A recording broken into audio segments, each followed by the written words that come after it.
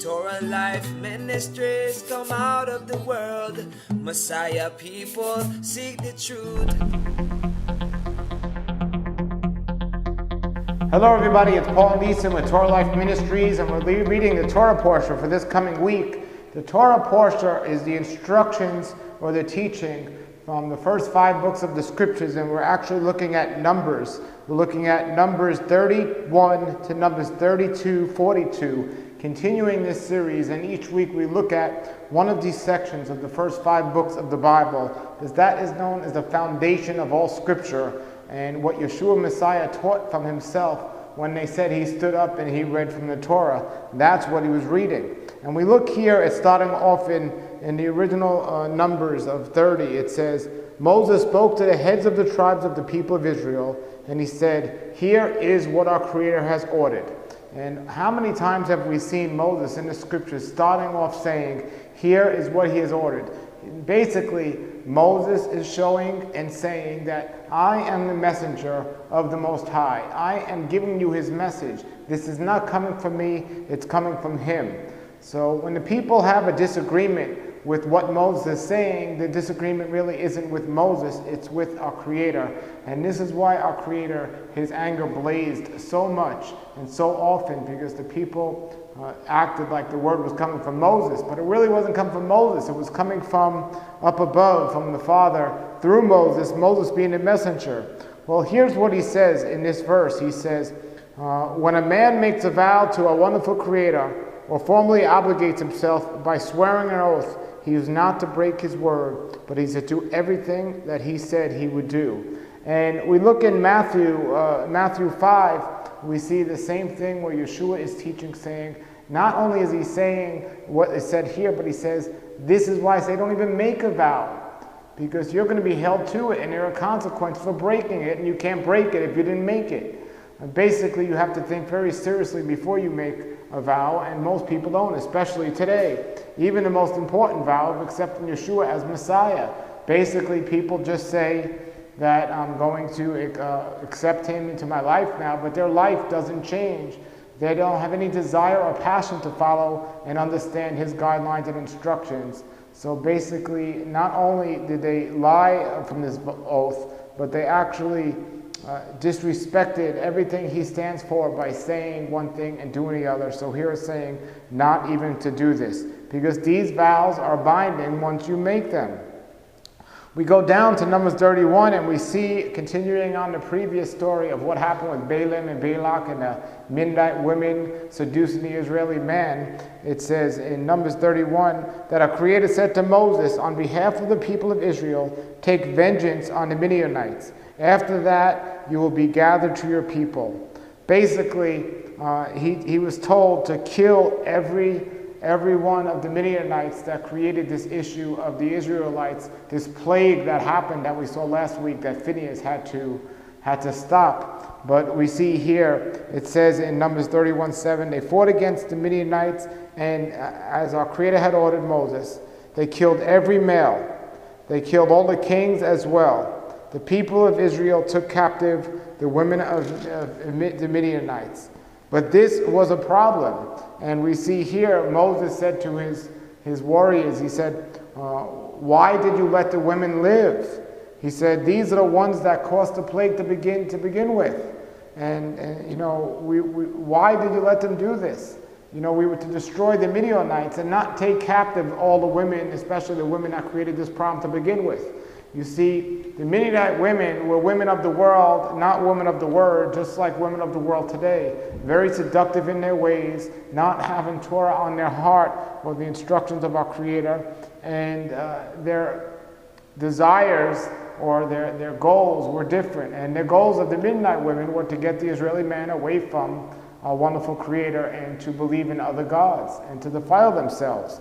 And so then finally it comes down to where he said, you must destroy the Midianite women that created this problem, all of the men, and only let the women who have not slept with a man to survive, and they would become part of the captive.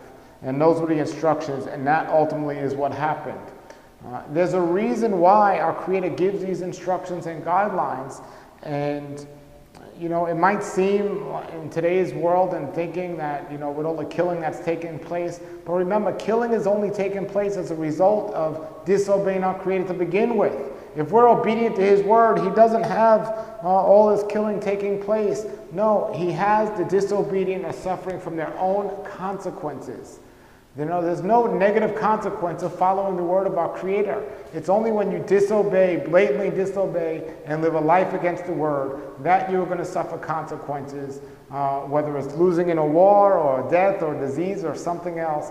These are all the result of not Him just saying, well, today I feel like putting diseases on these people. No. As it says in Exodus 15:26, if you diligently follow all my instructions and guidelines, I will not put the same disease upon you that I put upon the Egyptians. There is a guideline, instructions to follow, and a way to follow, and if we stick to it, we will be blessed. It goes on to say and just show how amazing that a wonderful Creator is when He gave Moses these instructions about going up against the Midianites, and not only did they win and they were victorious, but they got a lot of they call it booty in the scriptures, but it's actually a lot of gold and silver and other things, cattle and donkeys and sheep. As a result of this is what they got in return. But the amazing thing was, after they took a census of the people, after they went against the Midianites, of how many of the Israelites survived, it goes on to say in Numbers 31:49, it says, "Not one of us is missing." Not one of us. Every single one of them survived this. And so the Israelites, they encountered this issue with the Midianites. They overcome it, and the plague began. The plague was stopped by Phinehas, and now they continue on their trip, and we see in 32 of Numbers, they continue on their trip, but when they're still outside the promised land where they're about to head to, and the instructions and guidelines were for all of Israel to come out of Egypt and go into the land. But as we see, that didn't happen because of the disobedience over and over again. The children that left Israel didn't go into the promised land. Their descendants did. But we see here, the descendants of Reuben and the descendants of Gad, which are two of the tribes of Israel, they noticed the livestock, or the land for the livestock was so wonderful in the land right outside where they were about to be going into of anywhere they've ever been. I mean, they weren't too sure about how it was going to be on the other side of the Jordan, but they came to Moses and they said, we would like to stay here, we would like this land. And that is, it didn't happen too well, because it says in Numbers 32:10 that a wonderful Creator's anger blazed up in that day, and He swore, none of the people aged 20 or more who came out of Egypt will see the land I swore to Abraham, Isaac, and Jacob, because they haven't followed me. Except Caleb and Joshua. Those were the only two, and those were the only two that were over 20 years old that would see the promised land, and everyone else had died out. But the rule is, but the leaders of the tribe of Reuben and the descendants of Gad said, we plan to just leave our stock here, our cattle, our livestock, and our wives, but we will march into the promised land, and until every single one of the enemies is destroyed, we will not come back. We will fulfill our oath to go in and march into the promised land. We would just like this land. Now, the guideline and instruction of our Creator was for all of Israel to go into the land and none of them to camp outside. We see later on in the scriptures an issue with these tribes that did camp outside and did not go into Israel, and it became a big problem.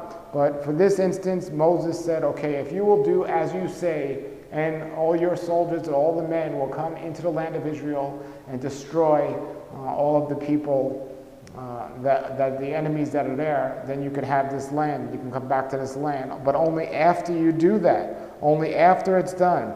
And they added on to that half of the tribe of Manasseh, half of that tribe as well. So 2.5 tribes were actually looking not to settle in the land of Israel.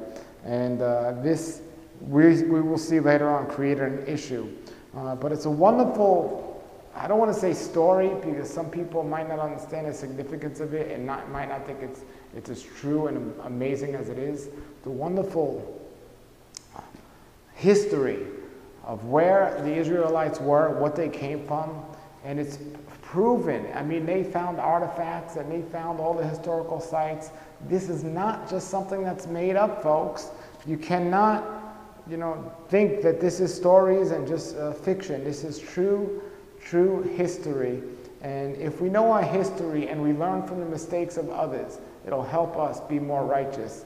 And basically, the Israelites, they didn't come out of Egypt and go into the promised land. It took them a 40-year trip through the desert. Why? Because of their disobedience and their selfish ways.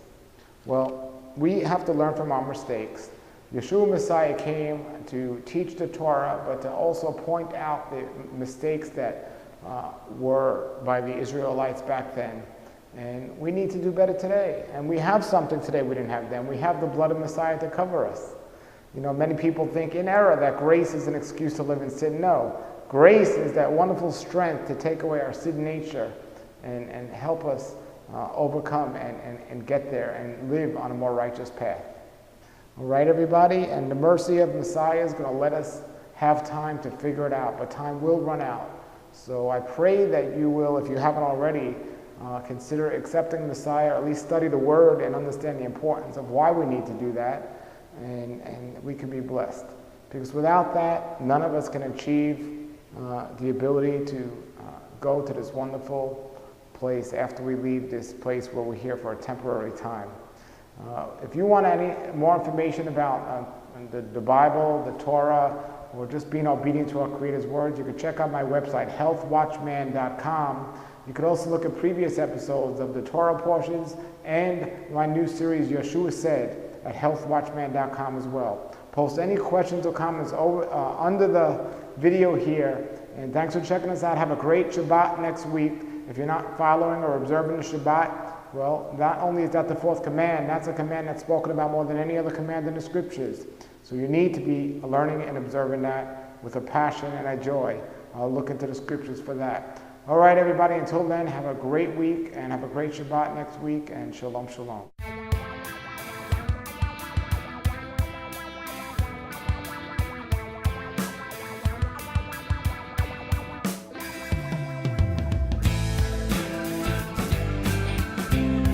Life ministries come out of the world. Messiah people seek the truth.